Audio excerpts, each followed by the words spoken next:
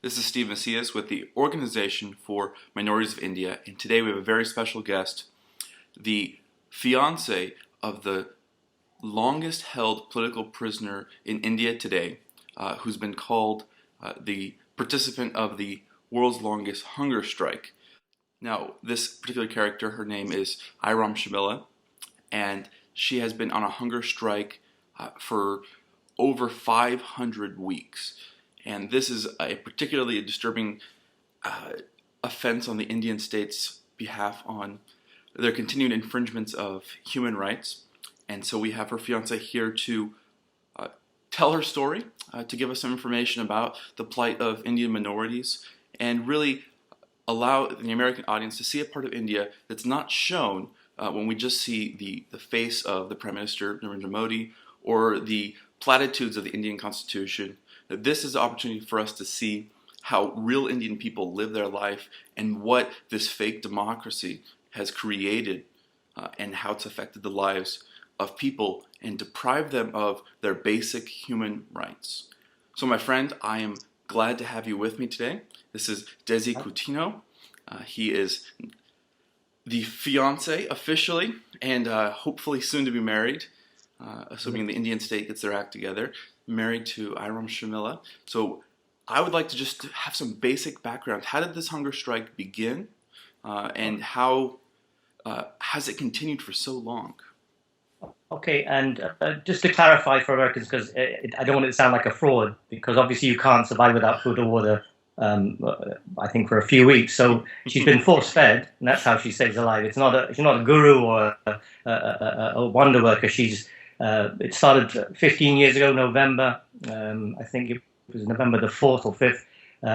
Basically, they have an Armed Forces Special Powers Act in India, which is meant to be a temporary emergency law to protect the state from invasion and insurgency, wartime. It was actually a similar law was brought in by the British in 1942 when Japan was about to invade India from Burma. And they didn't want a war on two fronts, so they brought in the Armed Forces Special Ordinances Act.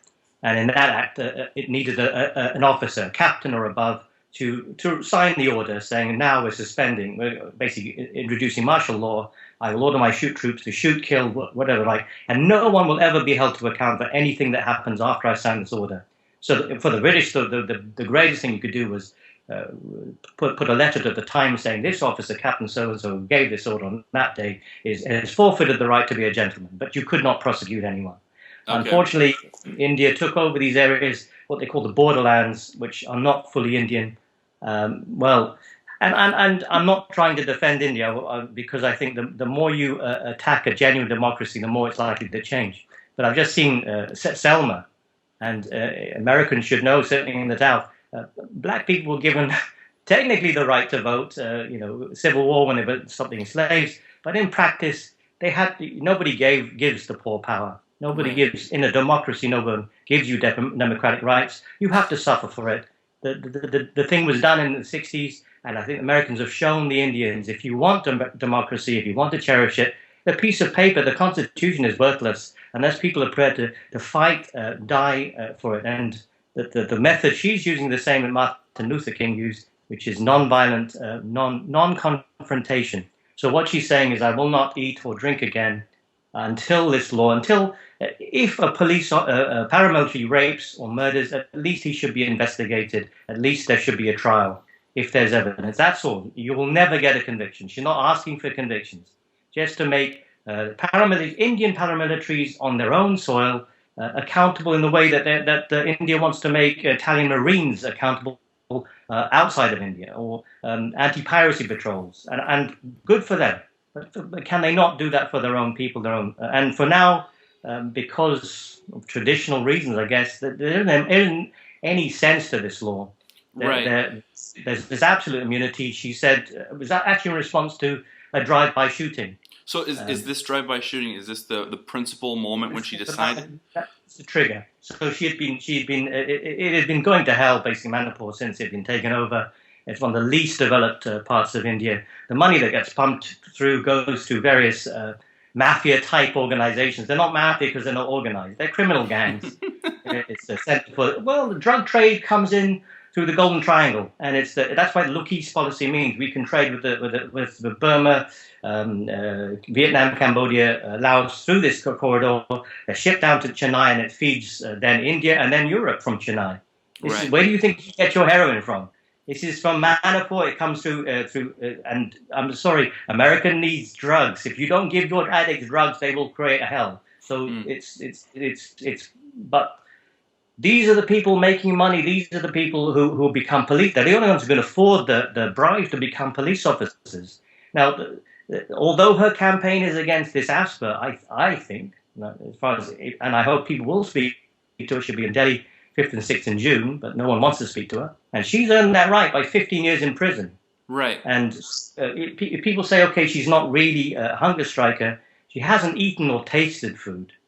And she is kept alive in this room. And if I can go out now, you can go out. I don't have to, I can bugger off now. I don't have to talk to you. Right. And she's been deprived that right of eating. The third world prisons are not nice places, even though she's now treated slightly better than other prisoners. So come back to this drive-by shooting. How did she witness this? What exactly happened? Basically, for a month before, I would say she hadn't found her place in life. She's 28. She tried different things. She did a 1-month internship with what they call a controversial figure, Mr. Bablu Loy Tongbam Kam, and he set up a people's court. He wanted to have one every year where they look into rape allegations, murder, the survivors of crime. And he brought a retired judge to look in that. She was doing translations from Manipuri into English for this committee of rape victims. And horrific things. If you give armed men the right to do anything and tell them nothing will happen to you, and they're frightened young men. They've come from other states. They don't speak the language. They're in a jungle. They don't know the area. It's like Americans in Vietnam. They're terrified, and they don't know who they can trust. So they after 90 days, a disciplined army gets out of control. This is not a disciplined army. So what happened was, yes, an IED was what they call then improvised explosive devices, though now they're bought from paramilitaries. Everybody has them. They're military-grade explosives now. But they were set off near the barracks of the Assam Rifles. So these kids freak out. They go around, they're beating up people. And then I guess a lot of them are on drugs. They're high, certainly in prison, these guys high as kites. And they did a drug. They shot at people standing in a new bus stop. It had nothing to do with anything. They killed 10 people.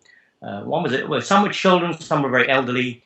And nothing could happen. There was nothing anyone could do about it. And that's the sadness of this. India was oppressed by so many nations. And the last one was the British, and the British weren't nice. The British would do the same thing. So many massacres they were done. Right. And this is their own people doing it to them. There's nothing to be done. You can complain to the same officers who did the drive-by, and they'll find themselves not guilty. And they're protected by this law you were talking about that's similar to the imperial law. Since she's done this 1-month thing, and she's thought about it a lot. What can I do? This is an old tradition. From her, it would be Gandhiji, the Mahatma Gandhi. I know he is.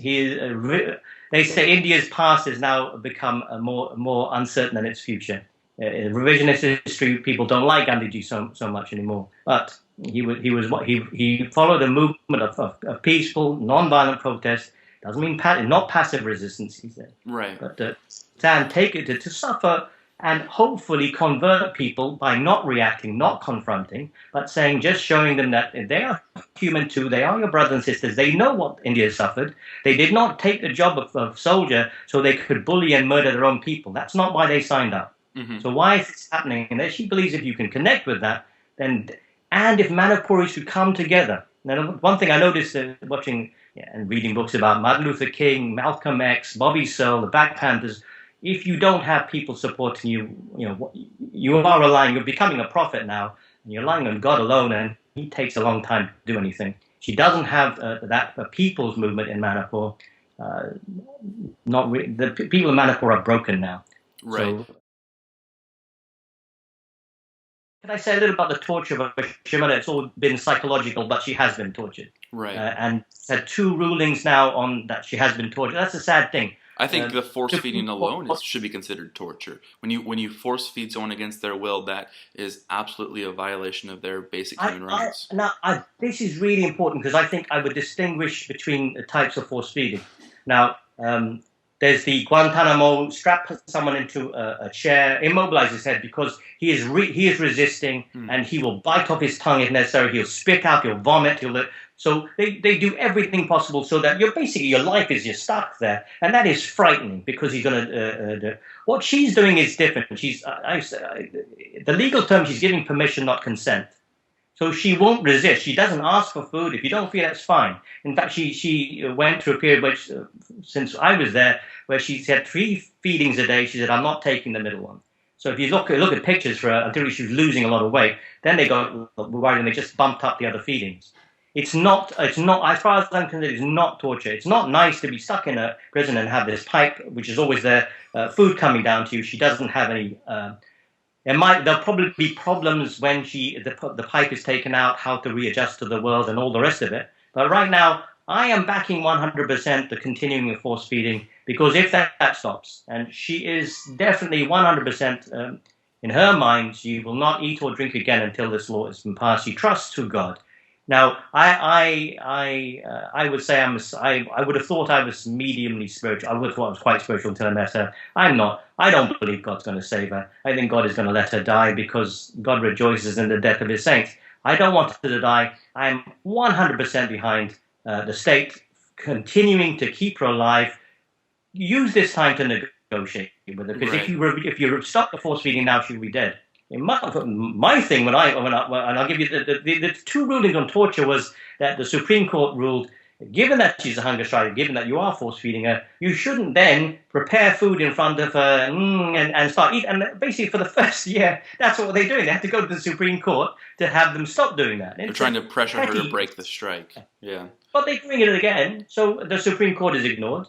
The second ruling, the NHRC ruled, is you can't keep her in isolation. You can't keep her there. And for months, no one would see her.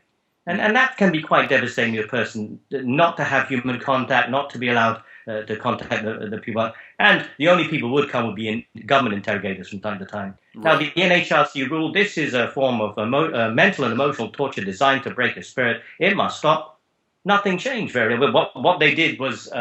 a journalist came around based on that judgment. He went to the High Court and the government backed down, and now they allow 20 minutes a fortnight if you can go to Manipur and are not frightened to give your name and stay somewhere there where you feel safe, because you can still be attacked by the police. But they don't really respect the law that much. Right, and going there kind of aligns yourself with her movement. You mentioned that the conditions of a third world prison, and I hate using that term because I think it's kind of dehumanizing to the Indian people. But what are the conditions of her? I've been there now. I don't care. That's what it is. I would have been very politically correct about how we talk about developing countries and all this nonsense. Jesus Christ! Now I think Yeah, I know. I completely understand. So tell me more about the conditions. What has she experienced over these last 500 weeks in these prisons and in these conditions? What is it like? What is the state done to her as a result of this hunger strike?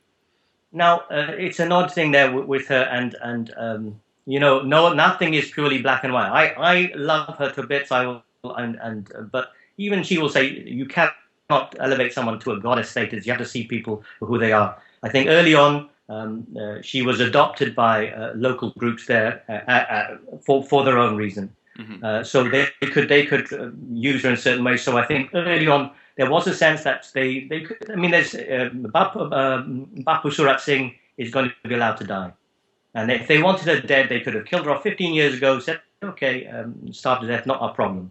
Or they could have arranged an accident in prison, and no one would have cared. It took 6 years for her to get to Delhi, when there's slightly more attention, and then it took several years to get Europeans involved and now Americans. There are things happening. But they could get rid of her, certainly. I think until very recently they didn't want to kill her, and I think they've changed the policy now. They do wish to kill her, but they don't want to do it with a bright torchlight on there. Mm-hmm. The most surreal thing of being in Manipur is noticing that that the truth doesn't really matter. It's so surreal. Whether the press there, cameras going on, nothing is going to be reported. accept what whoever the local gangster decides has to be reporting that day.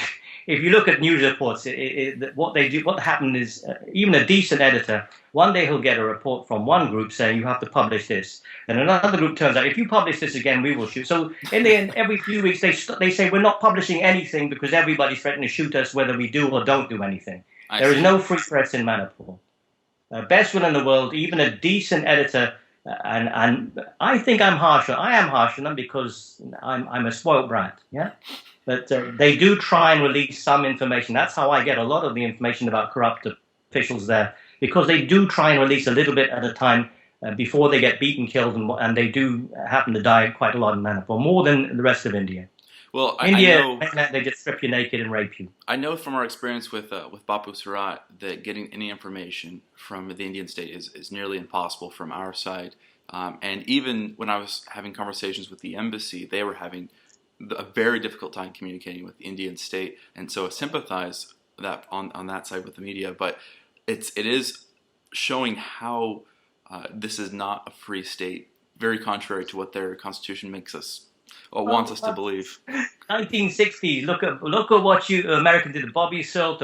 Any of these people not killed. Bobby Seale, who was supposed to be the terrorist, you don't kill. You kill Martin Luther King, who was peaceful, non-violent. You kill Malcolm X, who was a personal life, was probably a saint. Mm-hmm. Yeah, and he changed from violent to more because it's not going to work. He changed to more trying to work with everyone.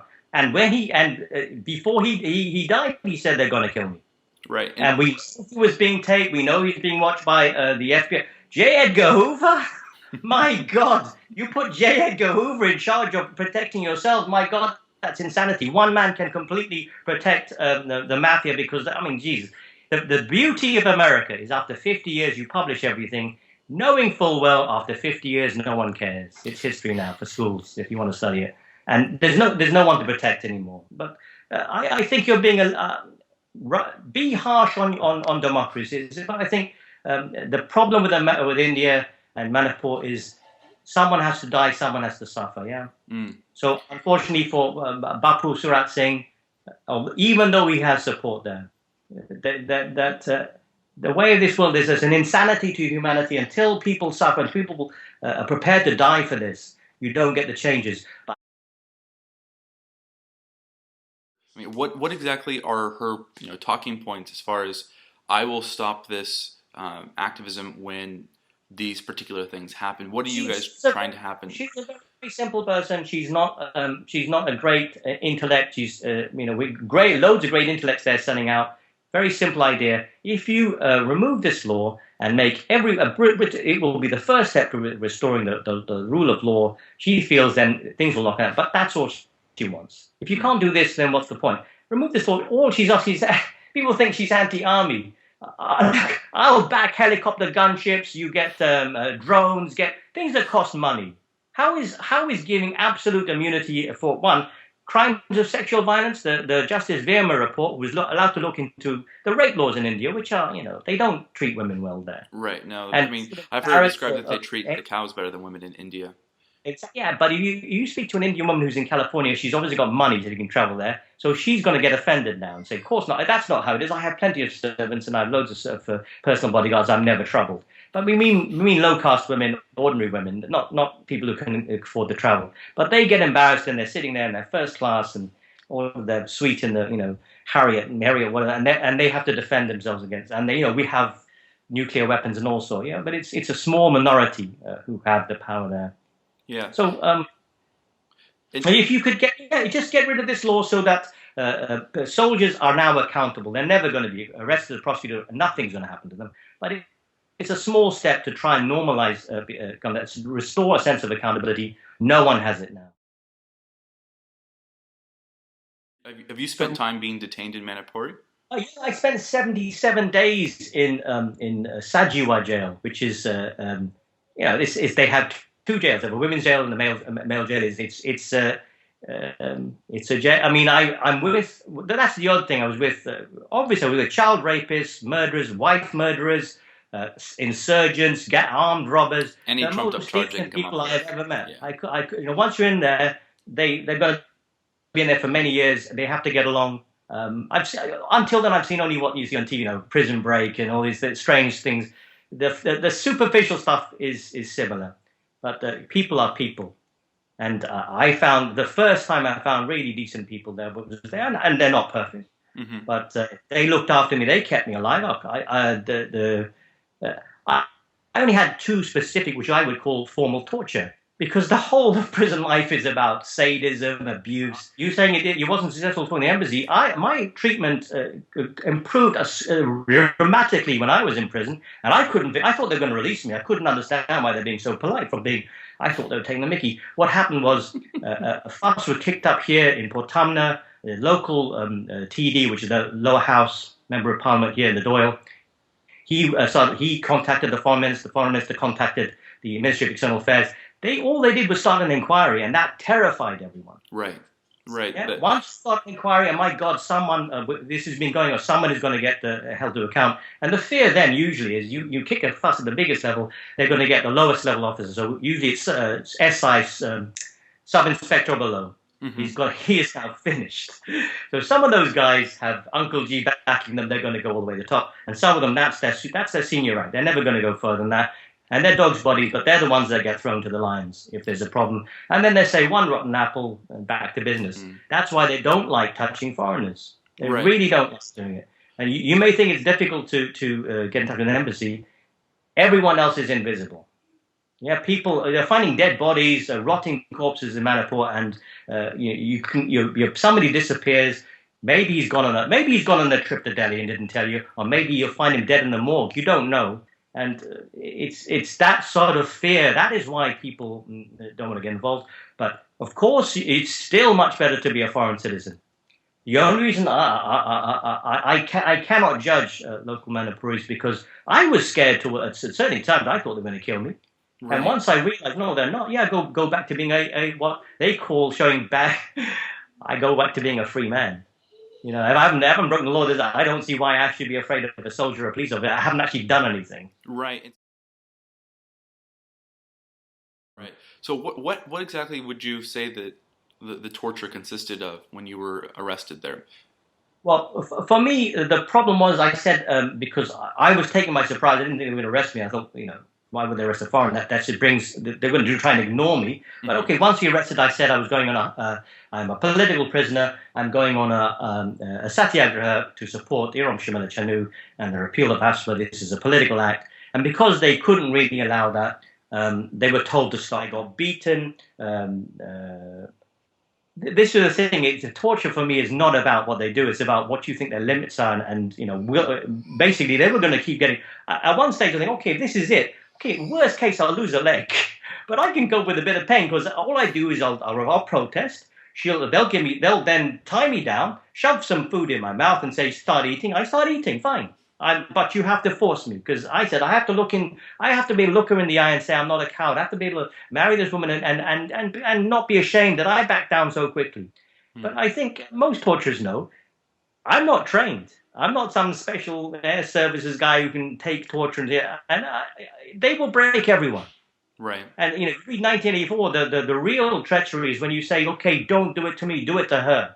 Yes. Do this to Sharmila. That's when they've broken you. Yes. And everybody breaks.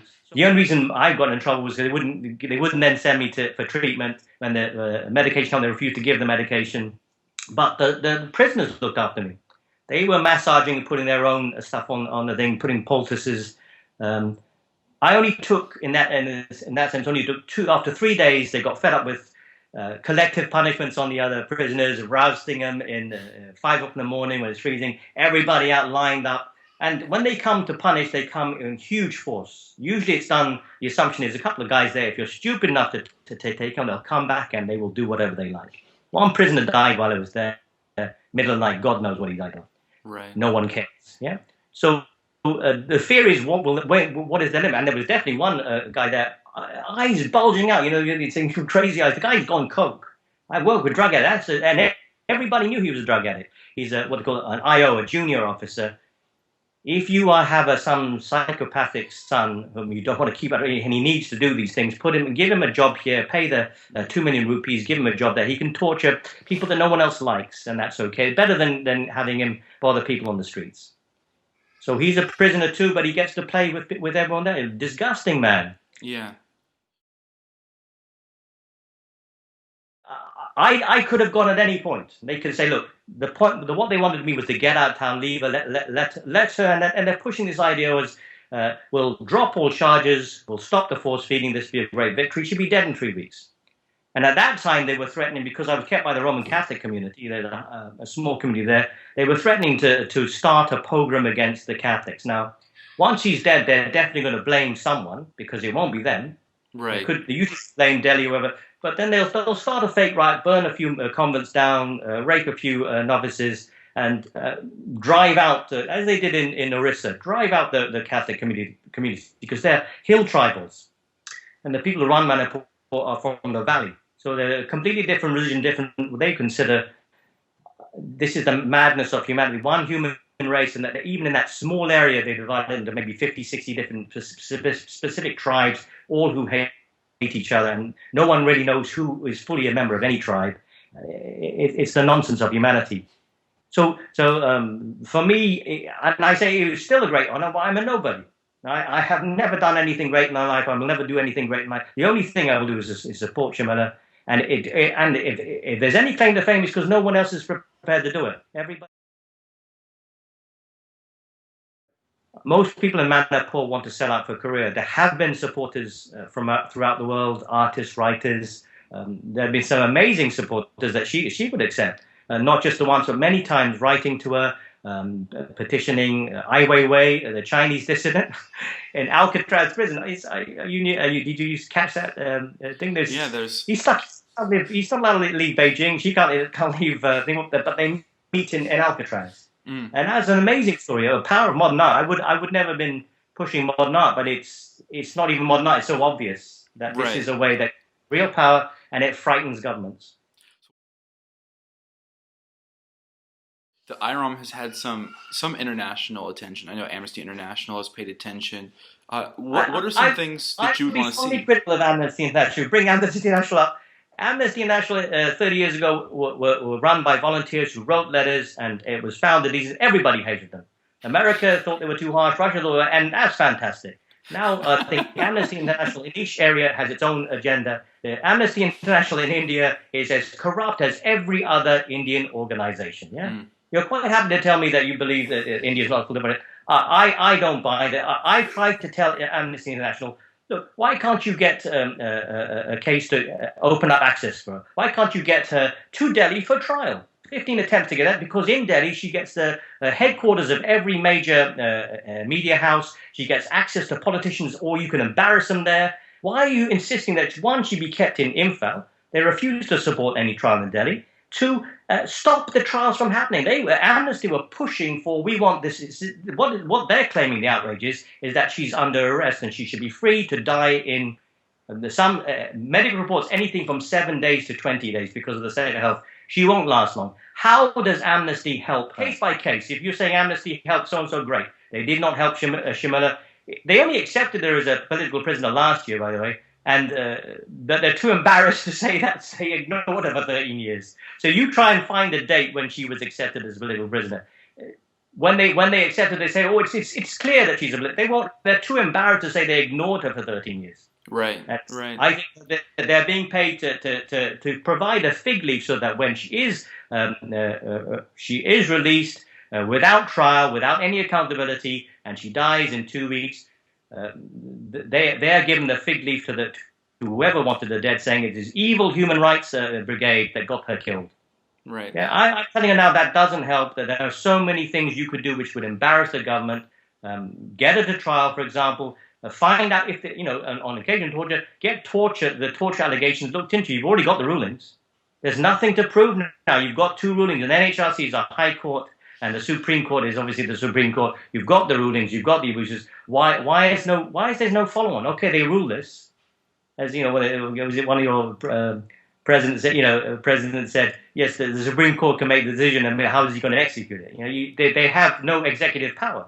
Wow. But they've made the decisions, and no one follows through. How does it help her to have all charges dropped, force feeding the event, if she will then, by any look what you're saying. Should be dead within 7 days to 20 days, and they've already said they're going to have a riot. That's the one thing they're saying. They will have a riot because Manipuris like to riot. That's a police organized thing. They'll burn some buildings. How did Orissa start?